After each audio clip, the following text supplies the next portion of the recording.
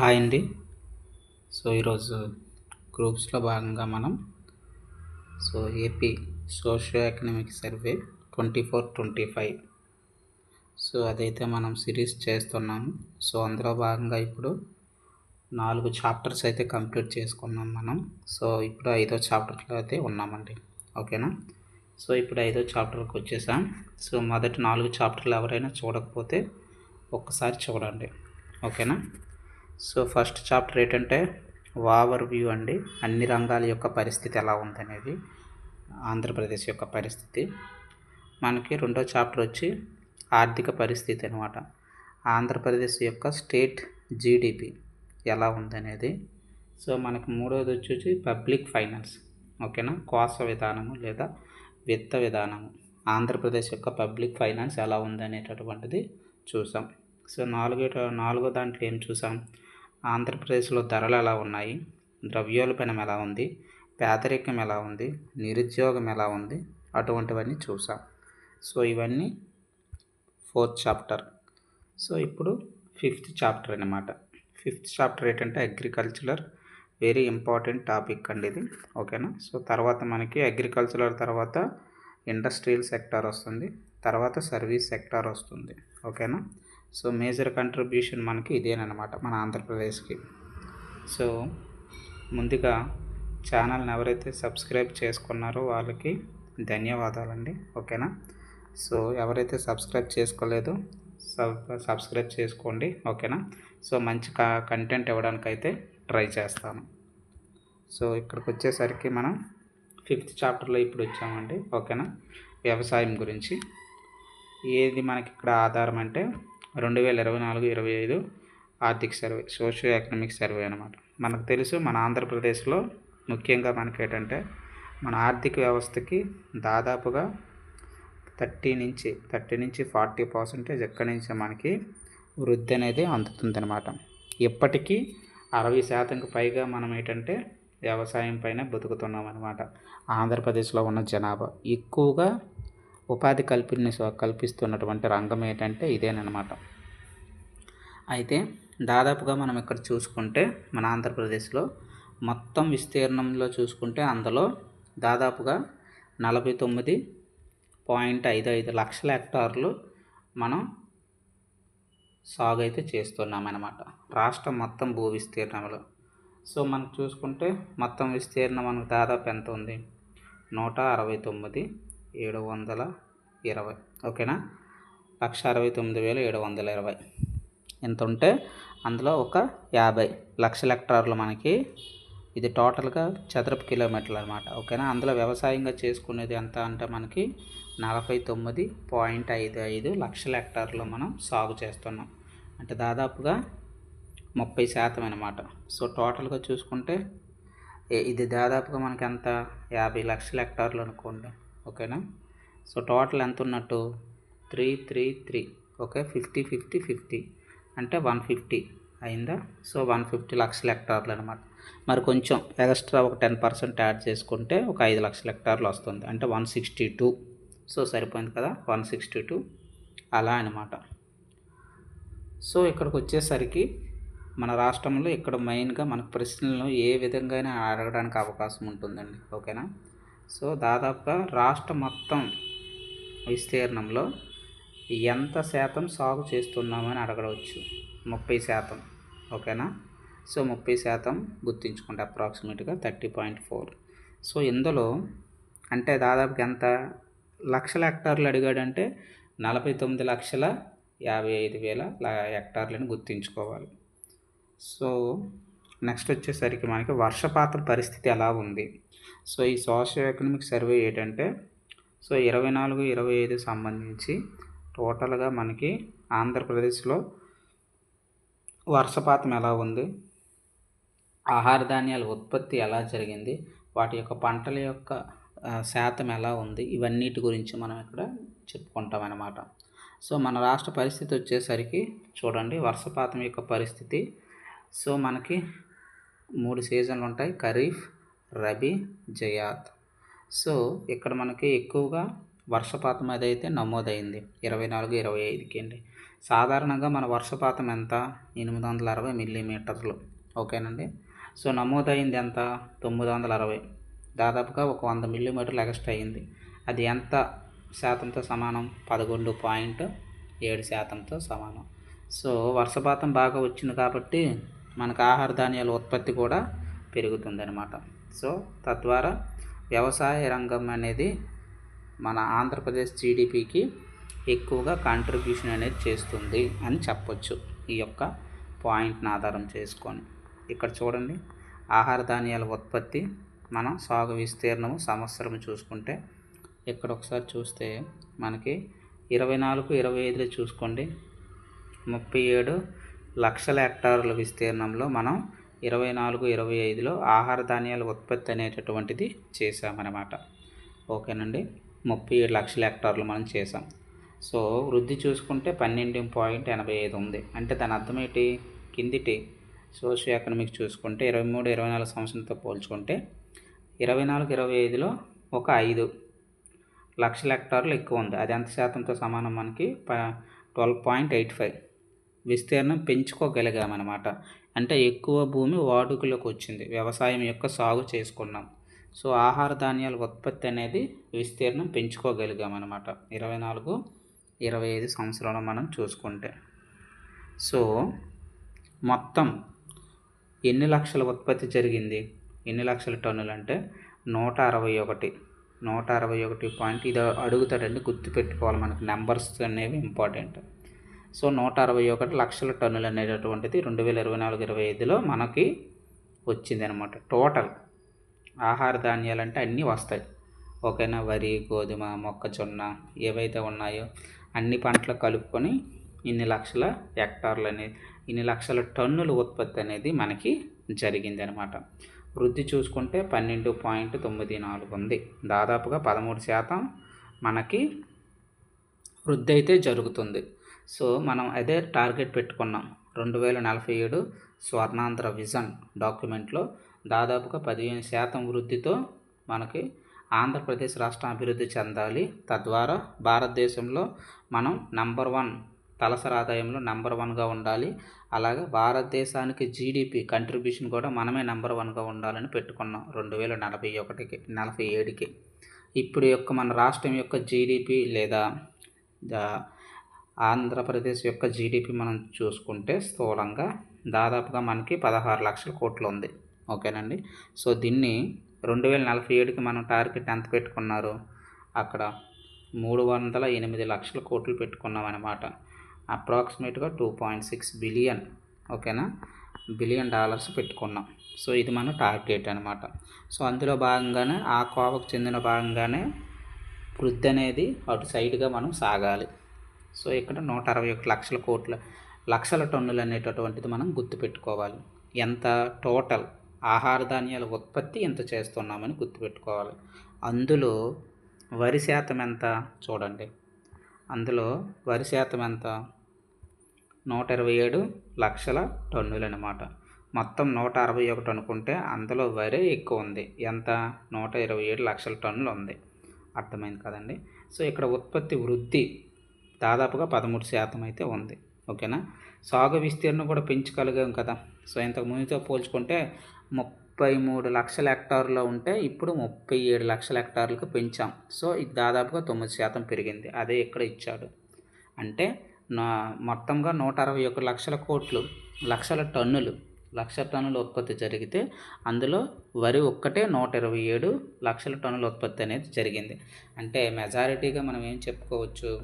ఎక్కువగా ఉత్పత్తి అనేటటువంటిది వరి జరుగుతుంది. మిగతావన్నీ కలుపుకొని తగ్గింది అనమాట. ఓకేనా అండి. ఎందుకు ఇది ఇంత ఉత్పత్తి జరిగింది? ఎందుకు జరిగిందంటే మెరుగైన వర్షపాతం అనేది చూసాం. 860 సాధారణంగా మనకు మిల్లీమీటర్ల వర్షపాతం అయితే మనకి 960 కురిసిందనమాట యావరేజ్గా. సో అందుకే మనకి ఈ ఉత్పత్తి అనేటటువంటిది జరిగిందని చెప్తున్నాం. అలాగే నీటి పారుదల సౌకర్యాలు బాగున్నాయి. పంటల వైవిధ్యీకరణ కూడా బాగుంది. అంటే మార్చి పంటలు వేయడం అనమాట. అది కూడా బాగుందని చెప్తున్నారు ఇక్కడ. సో మన లక్ష్యాలు ఏంటి? సో వ్యవసాయ అభివృద్ధి లక్ష్యాలు చూసుకుంటే మనకి వడ్డీ లేని పంట రుణాలు ఉన్నాయి, సబ్సిడీ విత్తనాలు ఉన్నాయి. ఎవరైతే రైతు విత్తనాలు కొంటాడో, ఖరీఫ్కి ముందు విత్తనాలు కొంటాం కదా, దానికి మనం సబ్సిడీ అనేటటువంటిది గవర్నమెంట్ ప్రొవైడ్ చేస్తుంది. అలాగే వాటిని దున్నడానికి యంత్ర పరికరాలు అయితేనేమి, వాటిలో కూడా ఆధునిక వ్యవసాయ పరికరాలకు కూడా సబ్సిడీ అనేటటువంటిది ఇస్తుంది. అలాగే కాలువల ద్వారా ఎక్కువగా మనకి వ్యవసాయం అనేది జరుగుతుందండి. ఓకేనా, అది గుర్తుపెట్టుకోవాలి. సహజ వ్యవసాయాన్ని కూడా మనం ప్రోత్సహిస్తున్నాం అనమాట. అలాగే సేంద్రీయ వ్యవసాయం అయితేనేమి, సహజ వ్యవసాయం అయితే నేచురల్ ఫార్మింగ్ అనేటటువంటిది మనం ప్రొవైడ్ అనేది ప్రోత్సహిస్తున్నాం అనమాట.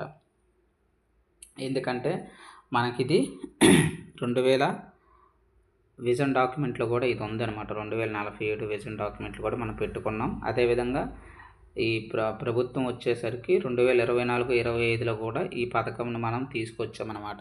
మొత్తం 25 నియోజకవర్గాలు ఉన్నాయి కదా, ఎంపీస్.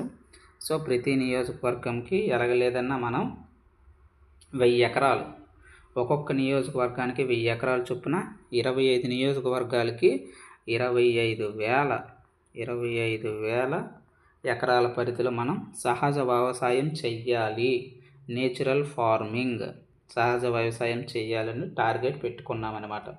సో ఇందు గురించి మనం ఏం చేసాం, ఇప్పటికే ఈ సాగు అయితే స్టార్ట్ చేసామన్నమాట. ఏంటి, ఎవరి ఆధ్వర్యంలో, ఏపీ సిఎన్ఎఫ్ ఆధ్వర్యంలో చేసామన్నమాట. ఏంటిది, Andhra Pradesh community managed natural farming. ఓకేనా. సో దీని ఆధ్వర్యంలో మనం అనేది ఇప్పటికే అయితే 1500 నుంచి 2500 ఎకరాల విస్తీర్ణంలో, ఓకేనా, ఈ దాదాపుగా ఏంటంటే ఒక 5-6 గ్రామాలని సమూహం చేస్తామన్నమాట. వాళ్ళ యొక్క అందరినీ కలుపుకొని, అందరి భూమిని కలిపి సాగు అనేటటువంటిది చేస్తామన్నమాట. ఇలా మనం ప్రతి పార్లమెంటరీ నియోజకవర్గంలో 5 నుంచి 10 గ్రామాలని సముదాయంగా ఏర్పాటు చేసి వాళ్ళతో నేచురల్ ఫార్మింగ్ అనేది చేపిస్తాం. సో ఇది మన యొక్క మెయిన్ ఆబ్జెక్టివ్ అనమాట. సో సహజ వ్యవసాయం ప్రోత్సాహం అనేది ఇలా చేస్తామన్నమాట. అలాగే ఫైనల్ టార్గెట్ ఏంటి, సో షార్ట్ గోల్ అనమాట. షార్ట్ గోల్ అంటే 2028-29 కల్లా మనము 19 లక్షల హెక్టార్ల విస్తీర్ణంలో 41 లక్షల మందికి ఇది ఈ సహజ వ్యవసాయంలో, ప్రకృతి సేద్యం చూడండి, సహజ వ్యవసాయంలో ప్రోత్సాహంలో వాళ్ళని భాగస్వాములు చెయ్యాలి అని టార్గెట్ పెట్టుకున్నాం. ఇదేంటి, షార్ట్ అనమాట. లాంగ్ ఉంది 2047కి, అది ఇంకా పెద్ద టార్గెట్. మనకి ఎగ్జామ్లో ఇది అడుగుతాడు, ఏంటి 2028-29కి మన లక్ష్యం ఏమిటి సహజ వ్యవసాయంలో అని అడుగుతాడు. మన లక్ష్యం ఏమిటి, 19 లక్షల హెక్టార్ల విస్తీర్ణంలో 41 లక్షల మంది రైతులని ఇందులో భాగస్వాములు చెయ్యాలి అని మన టార్గెట్. సో ఇలా మనం ప్రకృతి లేదా సహజ వ్యవసాయం, నేచురల్ ఫార్మింగ్ని ఎంకరేజ్ చేయడంలో ఉపయోగపడుతుంది అనమాట. అలాగే చాలా మిషన్స్ అయితే మనం స్టార్ట్ చేసుకున్నాం. ఫుడ్ అండ్ న్యూట్రిషన్ సెక్యూరిటీ అనేసి, ఓకేనా, FNS, food and nutrition security కింద కృషోన్నతి యోజన, ఓకేనా. ఇది గతంలో ఏంటంటే మనకి నేషనల్ ఫుడ్ సెక్యూరిటీ మిషన్ కింద ఉండేది అనమాట. ఇది నేషనల్ సెక్యూరిటీ ఫుడ్ మిషన్ కింద, ఇది కేంద్ర ప్రాయోజిత పథకం అనమాట. ఓకేనండి. ఇది వరి, పప్పు ధాన్యాలు అయితేనేమి, అలాగే మొక్కజొన్న, ఓకేనా, పత్తి, చెరుకు, ఇటువంటి పంటలను కవర్ చేస్తుంది అనమాట. ఇది 2024-25 నుంచి అమల్లో అయితే చేస్తున్నాం మనము. ఇంకేం కాదు, దీని యొక్క మెయిన్ టార్గెట్ ఏంటంటే ఫుడ్ అండ్ న్యూట్రిషన్ సెక్యూరిటీ కింద కృషోన్నతి యోజన అనమాట. ఈ యొక్క టార్గెట్ మనది ఏంటంటే వ్యవసాయం అనేటటువంటిది ఉత్పత్తి పెంచాలి. ఓకేనండి. మన టార్గెట్ ఏంటంటే వ్యవసాయ ఉత్పత్తిని పెంచాలి, అలాగే నేల సారాన్ని కూడా పునరుద్ధరించాలి. ఎందుకంటే ఇప్పుడు మనం ఏం చేస్తున్నామంటే, ఎందుకు ఈ సహజ వ్యవసాయం వైపు వెళ్తున్నామంటే, ఇప్పుడు మనం ఏం చేస్తున్నాం, పంటలన్నిటికీ కూడా మనం వరి కానీ, మొక్కజొన్న కానీ, జొన్న ఇవన్నీ వేసేటప్పుడు ఎరువులు వేస్తున్నాం అనమాట, పెస్టిసైడ్స్. ఇవి వేయడం వల్ల ఏమవుతుందంటే భూమి యొక్క తన సహజ స్థితిని కోల్పోతుంది అన్నమాట. ఓకేనా, సహజ సారవంతమైన స్థితిని కోల్పోతుంది ఈ ఎరువుల ద్వారా. అందుకే మనం ఏం చేస్తున్నాం, ఇప్పుడు పైన ఉండేటటువంటి పొర ఉంటుంది అనమాట, ఈ పొర కోల్పోతుంది అనమాట సహజ స్థితిని. తద్వారా మొక్కలు ఏం నత్రజని స్థాపన ఇంపార్టెంట్ మనకి. సో ఆ స్థాపన నత్రజని అనేటటువంటిది తగ్గిపోతాయి, ఖనిజాలు లవణాలు ఇవన్నీ కూడా పోషక స్థాయి అనేటటువంటి తగ్గిపోతుంది. సో అందువల్ల మనం సహజ వ్యవసాయం వైపు మళ్ళాలి అని టార్గెట్ పెట్టుకొని ఇవన్నీ కూడా చేస్తున్నాం అన్నమాట, ఈ పంటలు ప్రోగ్రామ్స్ అన్నీ. సో అలాగే జాతీయ వంట నూనెల మిషన్ అయితేనేమి, ఓకేనండి, ఇది కూడా 60-40 సో నిష్పత్తి అనమాట. కేంద్రం 60 ఇస్తుంది, మనం 40% నిధులు పెట్టుకోవాలన్నమాట. ఇది కూడా కూరగాయలు నూనె ఉత్పత్తిని పెంచాలన్నమాట. ఇందులో కూడా నేల సారాన్ని పెంచాలి, ఎక్కడ ఈ పాయింట్ని మనం వదలకూడదు అనమాట. ఎందుకు, సహజ వ్యవసాయం భాగంగా ఇవన్నీ మనం పెట్టుకున్నాం లక్ష్యాల కింద. అలాగే వ్యవసాయంలో భాగంగా ఏంటంటే కొత్త చట్టాలు మనం రూపొందించుకున్నాం. కొత్త పంట సాగుదారుల హక్కుల చట్టం, ఓకేనా, 2024 నుంచి ఇది అమల్లోకి అయితే ఉంది. సో ఇదేంటంటే మనకి కొత్త చట్టం అనమాట. కౌలుదారుకి ఎవరైతే పండిస్తారో వాళ్ళకి పంటలపై హక్కులు కూడా ఉంటాయన్నమాట. అవి దానికి ఈ చట్టం అనేది రూపొందించాం. దీన్ని బట్టి ఏమర్థమవుతుంది మనకంటే, ఇది భూమిపై ఈ కౌలుదారులకు ఎటువంటి హక్కులు ఉండవు, కానీ వీళ్ళకి భద్రత అయితే కల్పిస్తుంది అనమాట. వాళ్ళకి కొన్ని కార్డులు జారీ చేస్తాం, ఆ కార్డులు బట్టి వాళ్ళు వ్యవసాయాన్ని చేసుకుంటారనమాట. ఇది వాళ్ళ యొక్క పరిస్థితి. అలాగే అన్నదాత సుఖీభవ పథకం ఎలాగా మనకి అమల్లోనే ఉంది. సో అది కూడా మనకి కంటిన్యూషన్ అవుతుంది. సూపర్ 6లో భాగంగా ఈ అన్నదాత ప్రోగ్రామ్ అనేది అటువంటిది కంటిన్యూ అవుతుంది. సో ప్రతి కుటుంబానికి మనకి 20,000 అయితే ఇస్తున్నాము, మనకి అందిస్తున్నాము. ఇందులో నేటి ప్రధానమంత్రి కిసాన్ సమ్మాన్ నిధి యోజన కింద 6,000 అందుతుంది, ఓకేనా. ప్రతి దానికి కూడా ఇది 3 ఇన్స్టాల్మెంట్లో మనకి ఇస్తారనమాట. ఏ 3 ఇన్స్టాల్మెంట్లో, ఖరీఫ్కి ముందు, రబీకి ముందు, అలాగే జియాద్కి ముందు, ఇలా 3 టర్ములు అనమాట. 2,000 వీళ్ళు ఇస్తారు. వాళ్ళు ఇచ్చేటప్పటికి సెంట్రల్ ఇచ్చిన 2,000కి ప్రతిసారికి వీళ్ళు కూడా కొంత మొత్తంలో యాడ్ చేస్తారనమాట. యాడ్ చేసి అమౌంట్ అనేది రిలీజ్ చేస్తారు. సో ఇంతకుముందు 13,500 ఇచ్చేవారు ఇంతకుముందు ప్రభుత్వం, ఇప్పుడు ఈ ప్రభుత్వం 20,000కి అయితే పెంచింది అనమాట. ఇది దీని యొక్క బ్యాక్గ్రౌండ్. అలాగే మనకి సాగుదారుల హక్కుల చట్టం చెప్పుకున్నాం కదా, కౌలుకి. సో ఇలా మనకి ఇవన్నీ ప్రాజెక్టులు కూడా ఇంపార్టెంట్ అనమాట. ఏది కూడా వదలడానికి వీల్లేదు. ప్రతిదానికి వడ్డీ లేని పంట రుణాలు అన్నాడు. ఏంటి, ఎప్పుడైతే మనం రైతు అనేటటువంటి వ్యవసాయం చేయడానికి ముందుకు వస్తాడు, ఎప్పుడు వడ్డీ లేకపోతే, సో వడ్డీ లేనటువంటి పంట రుణాలు ఇస్తామన్నమాట. ఇది కూడా మధ్యన ఒక సహకార సంస్థలు ఉంటాయి, కోఆపరేటివ్ బ్యాంక్స్. సో వీళ్ళ ద్వారా రుణాలు వీళ్ళకి ఇప్పిస్తామన్నమాట. ఎంతైతే రైతు తీసుకుంటాడో అది ఇన్స్టాల్మెంట్లో వితిన్ 12 to 24 months లోపల కట్టియాలన్నమాట. అప్పుడే వడ్డీ వర్తించదు. ఇలా మనకి రైతులకి సహాయం చేయడానికి ప్రభుత్వం ముందుకు వస్తుంది. విత్తనాలపై మనకు సబ్సిడీ ఎలాగ ఇస్తామన్నమాట. అది యూరియా అవ్వచ్చు, గ్రోమూరియా అవ్వచ్చు, ఇటువంటి వాటిపైన, వ్యవసాయ పరికరాలు అవ్వచ్చు. ఇలా మనకి అన్నిట్లు కూడా మనం చూసుకోవాలి. అలాగే నీటిపారుదల సదుపాయాల అభివృద్ధి అన్నాం. దీనిలో భాగంగా మనం ఏం చేస్తున్నాం, ఏపీ ఇరిగేషన్కి వచ్చేసరికి పోలవరం ప్రాజెక్ట్ని కట్టడానికి ప్రయత్నిస్తున్నాం. దాదాపు మనకి కాలువ అయితే 78%, హెడ్ వర్క్స్ అయితే 78% కంప్లీట్ అయిపోయింది. కుడి కాలువ 90% కంప్లీట్ అయిపోయింది. ఎడమ కాలువ 80% కంప్లీట్ అయిపోయింది. హెడ్ వర్క్స్ కంప్లీట్ అయిపోయాయి. ఇంకా టోటల్గా వర్క్ చూసుకుంటే 78% ఓవరాల్గా కంప్లీట్ అయిపోయింది. ఇంకొక మనకి 22% ఉందన్నమాట. సో ఇది కూడా కంప్లీట్ చేసి 2028-29కి మొదటి నీరైతే విడుదల చేయడానికి ప్రభుత్వం సిద్ధమవుతుంది అనమాట. ఇందులోనే భాగంగా మనం ఏం చేస్తున్నామంటే, రీసెంట్గా ఒక ప్రాజెక్ట్ని అయితే ప్రవేశపెట్టాం. ఏంటి ఆ ప్రాజెక్టు చూసుకుంటే, ఆ ప్రాజెక్ట్ని తుంగభద్ర ఉంది. సో తుంగభద్ర దగ్గర ఏం చేసాం, రీసెంట్గా 33 గేట్లు పెట్టారనమాట, స్పిల్వే గేట్లు. ఇవి పాడైపోతాయి. వీటిలో ఏం చేశారు, 3 రాష్ట్ర మంత్రులు వచ్చి దీన్ని ప్రారంభించారు. కర్ణాటక, కర్ణాటక, హైదరాబాద్ అంటే తెలంగాణ, కర్ణాటక, తెలంగాణ, ఆంధ్రప్రదేశ్ వీళ్ళు ముగ్గురు వచ్చి స్టార్ట్ చేశారు. దాని నుంచి మనకు కొంత నీరు అనేటటువంటిది వస్తుంది ఇలాగనమాట. అలాగే మహానది జలాలు. సో మహానది జలాల నుంచి మనం ఏం చేస్తామంటే వాటిల్ని పోలవరంకి తీసుకొస్తున్నాం.